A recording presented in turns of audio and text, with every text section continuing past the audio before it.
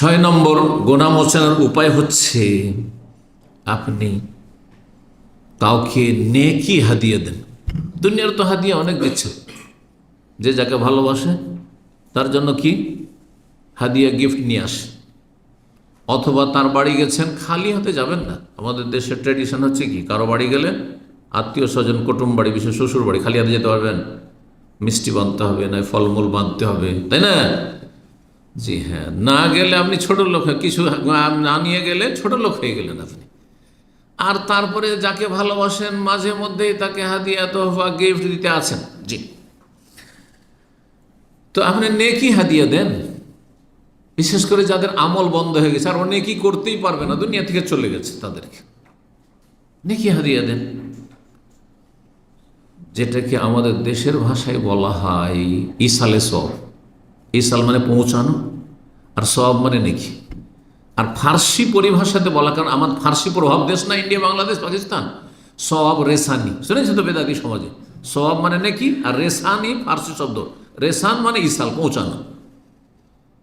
আরবি হচ্ছে ইসাল আর ফার্সি হচ্ছে রেসানি।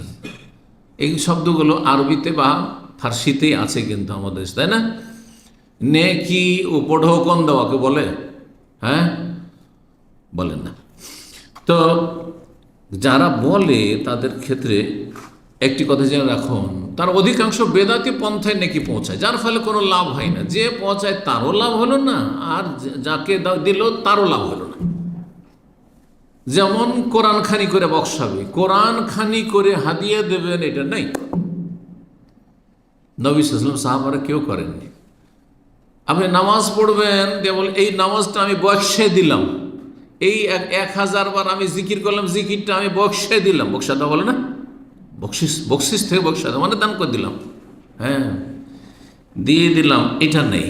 কিন্তু যেটা আছে সেটা করতে হবে। এই জন্য আমার একটি আলোচনা আছে যে মৃত ব্যক্তিকে ইসালে সওয়াব বা নেকি পৌঁছানো খুব গুরুত্বপূর্ণ আলোচনাতে তরিকা। দোয়া দিয়ে, হজ দিয়ে, উমরা দিয়ে, হ্যাঁ সাদকা দান, সাদকা করে, আর্থিক ইবাদত বন্দেগী করে। জি, আপনি স্থায়ী সাদকা, আপনি মসজিদ তৈরি করে দিলেন, মাদ্রাসা তৈরি করে দিলেন, একটা এতিম ছেলে মানুষ করে দিলেন, আপনার মৃত বাবা মায়ের জন্য এরকম জনকল্যাণমূলক কাজ করলেন, আপনি একটা টিউবওয়েলের ব্যবস্থা দিলেন, এইভাবে গরিবের বাড়িঘর তৈরি করে দিলেন। যতদিনই বাড়িঘর থাকলো, মসজিদ থাকলো, মাদ্রাসা থাকলো, ততদিন পর্যন্ত নেকি সাদকায় জারিয়া চালু আছে। সুন্নতি তরিকাগুলি বাদ দিয়ে বেদাতি তরিকা অবলম্বন করে। জি, তারপরে যদি রোজা থেকে যায় অসুস্থ ব্যক্তির, কাজা করতে পারেনি, তার আগে মারা গেছে, মাঝখানে সময় পেয়েছিল, কিন্তু যদি সে অসুস্থতে মারা যেত করতে হবে না, প্রয়োজন নেই। কিন্তু মাঝখানে কাজা করার সুযোগ পেয়েছিল, করছে, আর হঠাৎ করে মারা গেল, তাহলে তার আত্মীয়রা কাজা করে নেবে। সহিহ মুসলিম হাদিস, এজা মাতাল ইনসান, মানুষ যখন মারা, ইনকাতানো আমল, তার আমলগুলি বন্ধ হয়ে যায়, নিজের আমল বন্ধ হয়ে গেছে, আর নেকি বাড়বে না, যা করার করে নিছে। আপনার আব্বা, আপনার আম্মা, আমার আব্বা আম্মা রাহিমাহুমুল্লাহ, আল্লাহ রহম করেন, জান্নাতুল ফিরদৌস দান করেন, তাদের গুনাহ খাতা মাফ করেন, আমাদেরকে তাদের সাথে একত্রিত করেন জান্নাতুল ফিরদৌসে। আমল বন্ধ হয়ে গেছে, ইল্লা মিন সালাসা, তিনটি তাদের নেকি করা থেকে পৌঁছতে পারে, আর আপনিও পৌঁছতে পারেন, নিজে নেকি করে গিয়েও পৌঁছতে পারে। একটা হচ্ছে কি সাদাকাতে, যার নিজেই দান করে গেছে, নিজে একটা মসজিদ তৈরি করে গেছে, তাহলে ওটার নেকি চলতে আছে।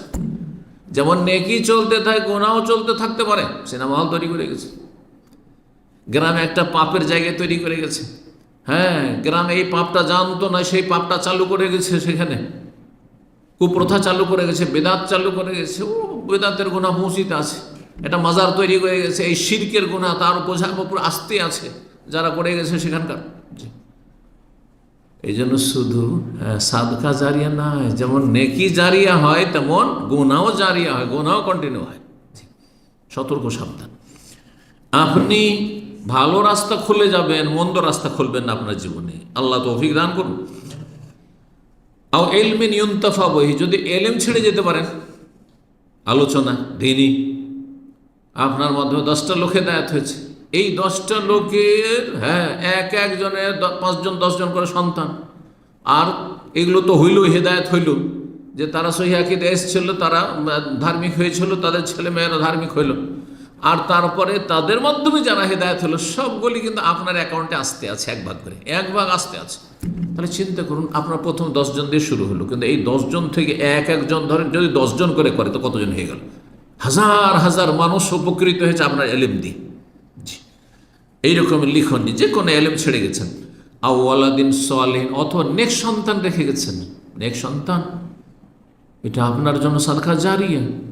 ওয়াদউলাহু, তাহলে এমনি সন্তান ছেড়ে গেলে হবে না, অসৎ সন্তান, পাপী সন্তান, বেদিন, বেনামাজি, নাস্তিক, মুশরিক, মাজার পূজারি, বেদাতি ছেড়ে গেছেন, কোনো লাভ নেই, গুনার বোঝা। সহিহ মুসলিমের 3084 নম্বর হাদিস।